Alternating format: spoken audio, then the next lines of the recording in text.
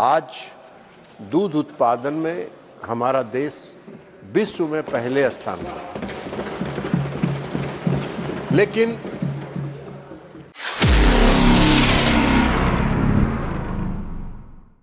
माननीय सदस्य को हम धन्यवाद देना चाहते हैं कि बहुत ही महत्वपूर्ण विषय की ओर उन्होंने सदन का ध्यान आकृष्ट किया है। महोदय, आदरणीय प्रधानमंत्री नरेंद्र मोदी जी के प्रयास के कारण आज दूध उत्पादन में हमारा देश विश्व में पहले स्थान पर, लेकिन यह क्षेत्र असंगठित क्षेत्र में जो पशुपालक हैं और जो दूध उत्पादन है वो ज़्यादातर असंगठित क्षेत्र में, मात्र 37% संगठित क्षेत्र में है और 63% असंगठित क्षेत्र में। मंत्रालय लगातार राज्य सरकारों के सहयोग से इस पूरे उत्पादन को संगठित क्षेत्र में लाने का लगातार प्रयास कर रही है ताकि पशुपालकों को उनका उचित मूल्य दूध का मिल सके। आज असंगठित क्षेत्र में होने के कारण ज्यादातर बिचौलियों को इसका लाभ मिलता है, तो इसलिए लगातार सरकार प्रयास कर रही है, राज्य सरकारें कर रही हैं और नेशनल डेयरी डेवलपमेंट बोर्ड भी राज्य सरकारों को जगह जगह सहायता प्रदान कर रही है।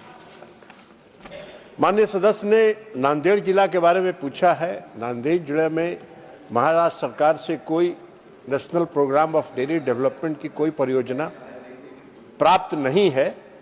हम जो परियोजना स्वीकृत करते हैं वो राज्य सरकार से आता है, उसमें केंद्र और राज्य की हिस्सेदारी के आधार पर हम तय करते हैं। लेकिन एनडीडीबी ने राज्य सरकार के सहयोग से विदर्भ और मराठवाड़ा डेयरी विकास परियोजना प्रारंभ किया।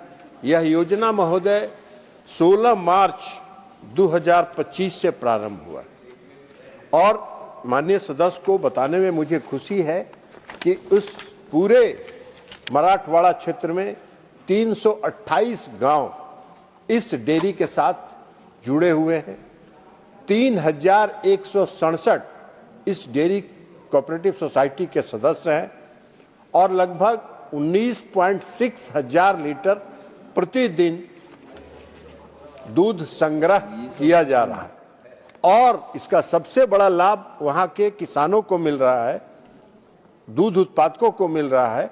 गाय के दूध का मूल्य 35 रुपये 50 पैसे प्रति लीटर और भैंस का दूध 53 रुपये 50 पैसे प्रति लीटर के दर से उनको भुगतान किया जा रहा है।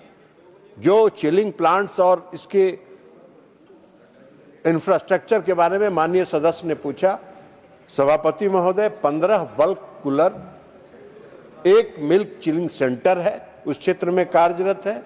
लेकिन इस पूरे सोसाइटी को मार्च 2026 तक 19.6 से 25,000 लीटर प्रतिदिन के तक बढ़ाने का लक्ष्य रखा गया।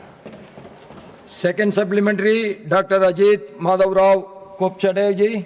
मैं माननीय मंत्री जी का बहुत आभार व्यक्त करना चाहता हूं कि उन्होंने मुझे बहुत इसके बारे में प्रेरणा दी है।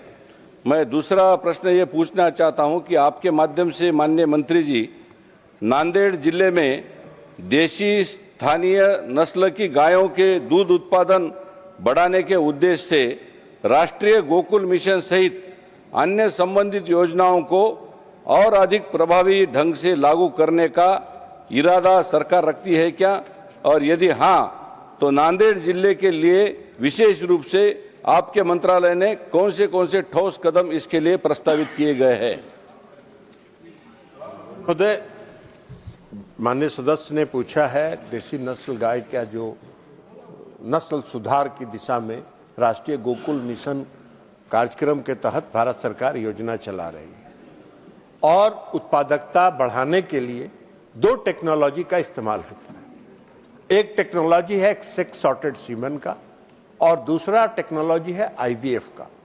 आईवीएफ की टेक्नोलॉजी जो है वो थोड़ी महंगी टेक्नोलॉजी है, वो किसानों के पहुंच से बाहर की चीज है, इसलिए सेक्स सॉर्टेड सीमन अब नेशनल डेयरी डेवलपमेंट बोर्ड ने जो विकसित किया है, जिसको आदरणीय प्रधानमंत्री जी ने पाल घर से लॉन्च किया था, और उस कार्यक्रम में माननीय सभापति महोदय आप भी उपस्थित थे तत्कालीन महाराष्ट्र के राज्यपाल के रूप में, और इस कार्यक्रम को उन्होंने लॉन्च किया सेक्स सॉर्टेड सीमेंट को।